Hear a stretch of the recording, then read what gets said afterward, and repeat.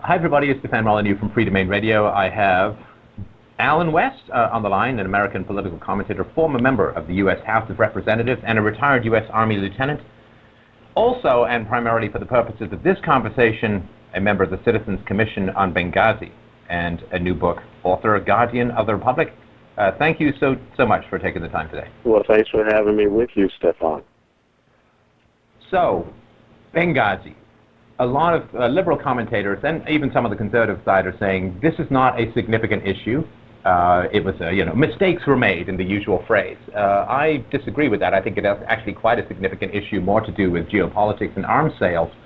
What is the case that you would make that comes out of the commission as to why the American public should be paying attention to this story?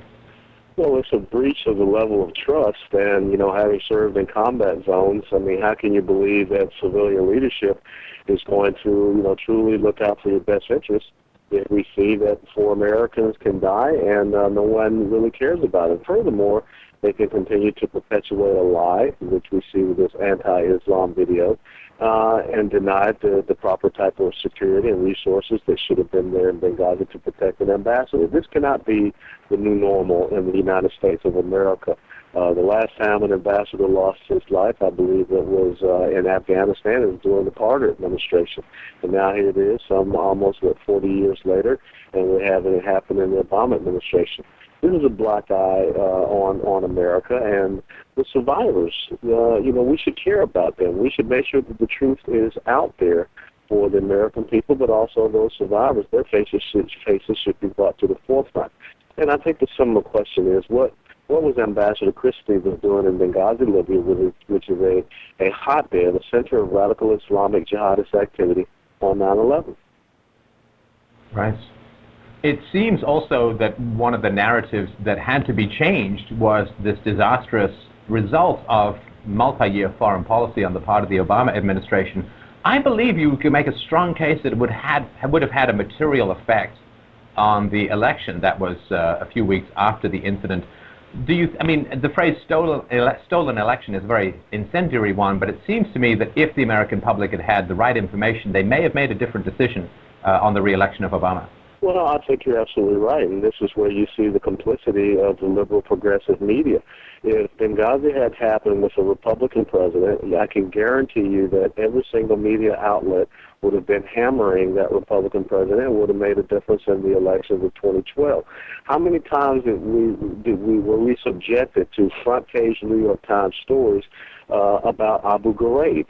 And I think that was, not as important as us losing 4 Americans, one of which being an ambassador. But you have not seen any front-page stories consistently in the New York Times or other liberal outlets. So, yes, you saw Candy Crowley from CNN, who was the moderator for the second debate, insert herself and make a false statement that, of course, afterwards she came out and said, that she had misspoken.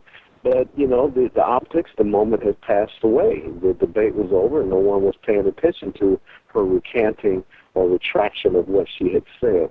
So, yes, we did not have the scrutiny that we should have had. We continue to find out more and more information.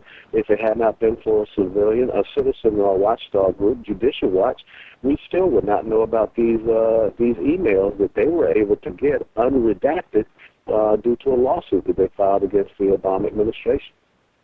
And these are emails that it was a conscious pursuit of the narrative that it was a YouTube video that provoked a spontaneous demonstration rather than the reality, which was this is a well-planned attack designed to coincide with 9/11. Yes, you're absolutely right, and I find it interesting that the person who was in charge, it seems, of this gathering together to create this false narrative, Ben Rhodes, his brother is the president of CBS, David Rhodes, and we all know that Cheryl Atkinson, who was working at CBS, wanted to continue to, dig deeper into Benghazi. She was pretty much so shut down, and now she has left. So it's that type of collusion that you see, and the fact that, the White House spokesperson, Jay Carney, stands there and said that the White House had nothing to do with altering talking points other than changing, cosmetic things, changing the word from consulate to mission or what have you. And now we find out there's an email that he was included on, as well as members of the Obama campaign, that is quite to the contrary. So, this select committee should have been done 2 years ago for us to get to the bottom of this. I think that Speaker Boehner was embarrassed by Judicial Watch, as well as the 5 different committees who were begging for information but just got stonewalled and got redacted information. Well, I would argue that this should have been done by the media 2 years ago, and the fact that a Citizens Commission has to be established in order to prompt the Congress and other groups to do the job that the media should have done. The media is going to circle the wagons around President Obama and the person that they hope to be the next president, Hillary Clinton. They do not want the American people to know the truth. They do not want the American people to understand. First and foremost, why did we go into Libya anyhow? Because, if we want to talk about a humanitarian crisis, there's a bigger humanitarian crisis in Syria. And you brought up a great point. I think that this was all about a gun-running operation to Islamist forces in Libya, and somehow we were trying to recollect those weapons and maybe shift it to the Islamists in Syria by way through Turkey. So all of those suppositions need to be hashed out, and someone needs to be held accountable. Hillary Clinton stands up and says, I take responsibility. Okay, so what? Nothing has been affected in her life. It was an empty statement that she made.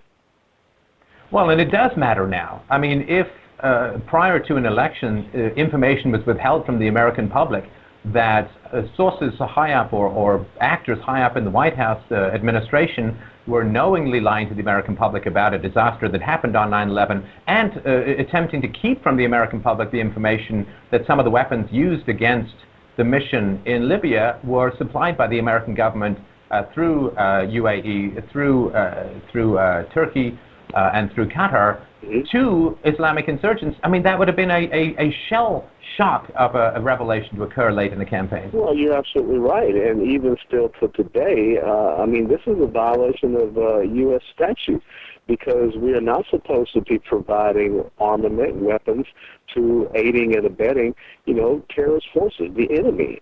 But that seems that this could possibly be what happened. If that be the case, this is a treasonous action. And furthermore, this does constitute the high crimes and misdemeanors that the Constitution talks about a reason for an impeachment of a president. So this makes Iran-Contra look like romper room, and the fact that you still have President Obama a couple of weeks after this standing up at the United Nations and still talking about an anti-Islam video, something is horribly wrong, and it is sad. It's a sad state of affairs in the United States of America where we truly cannot trust and depend upon the mainstream media that is out there. Most of the stations that are out there, ABC, CBS, NBC, MSNBC, PBS, and CNN, to tell us the truth.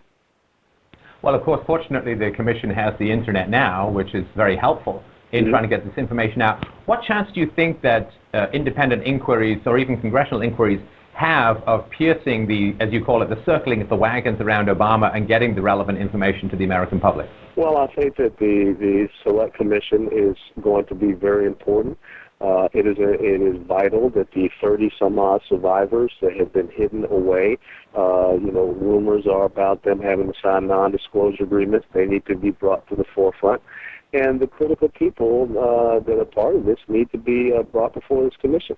The Secretary of Defense, the Chairman of the Joint Chiefs of Staff, Susan Rice needs to be brought forth. Hillary Clinton needs to be brought forth. Victoria Nuland, who was promoted, she was the State Department spokesperson. So and look, let's be very honest. I think that the president should be brought forth and ask the tough questions about what happened, because he is not above scrutiny. He is not above inquiry. We have co-equal branches of government. We have separation of powers. That's what James Madison established in the United States Constitution. And so there is proper oversight. And for the Democrats to come out and say that this is just a political ploy, a political stunt, Nancy Pelosi's words, for the president to say this is a phony scandal, it's really not phony to the 4 people that are dead. Well, and if political stunt is the standard by which actions are to be judged, then blaming a coordinated attack armed by people that the U.S. had armed on 9/11 on what was basically American soil, and calling it an internet video spontaneous demonstration is the ultimate political stunt. So if people have a problem with political stunts, they should focus on Obama's action rather than those who are trying to uncover the truth, in my opinion. Yeah, but like I said, this will be very damaging for the current administration and for who they believe to be the future administration. And it can't go away because this can, like I said previously, this cannot be the new normal. This cannot be something where we just accept, hey, you know, an ambassador was killed. I even heard that on PBS, I think it was the McLaughlin report, a female journalist from Newsweek said that Ambassador Stevens was not murdered. He died of smoke inhalation. Well, how do you think the smoke got there? It's because the consulate was under attack. And so it was this constant, stream of talking points that, I don't know if it emanates from the White House, it emanates from Media Matters and the gentleman there, but they continue to try to get this narrative out there that, desensitizes the American people to what happened. And the ambassador was murdered. Of course. I mean, if I stab a guy and then say, well, he died of some mysterious blood loss, nobody's going to take me seriously. In fact, it would be an insult to the intelligence of anyone I was claiming such a fantastic story to. And I think shows the desperation that the media is engendering in trying to protect, against all reason and evidence, this administration. Yes, you're spot on, but like you said, the internet is a powerful thing. The fact that some polls say anywhere from 65 to 71% of the American people want the truth, and when you have a Citizens Commission on Benghazi with some very qualified experts in these fields. I mean, Claire Lopez. I mean, look at the job that she's doing. Lieutenant General McGurney, Major General Vallely. Lots of great horsepower there and trusted voices, even though, some people on the left would want to say that, we're just a bunch of conspiracy theorists and crackpots. That's not the truth, but that's how they have to denigrate, demean, and otherwise discredit and disrespect you because they're afraid of the truth. But I think this is going to be a very telling thing. And, once again, it's not just Benghazi now. We've got the VA scandal. We have many other things. And that's why they're trying to deflect over and make Boko Haram all of a sudden in Nigeria a big news item when these guys have been at this for the past, almost 3 to 4 years. So, last question I have is, do you think that there's going to be any smoking gun that leads directly to Hillary Clinton's inbox? I believe that there are, and I believe that, if we can get more unredacted emails of what transpired in the State Department. But look at what the Obama administration is already doing. Emails that were unclassified, they have now reclassified as classified so that they believe people will not be able to get their hands on it. So if there is nothing there, there's no there, then why take these type of actions? So, they're guilty by their response to this already. Yeah, if you destroy evidence, that itself is a crime, and you don't really need to look any further. But I know our time is short here today. Thank you so much, Alan. I appreciate the work that the Commission is doing, and I wish you the best of luck in helping to uncover some of these potentially treasonous activities. Thank you. The truth always shines brightly. All right, take care. Appreciate it. Bye-bye, Stefan. Bye.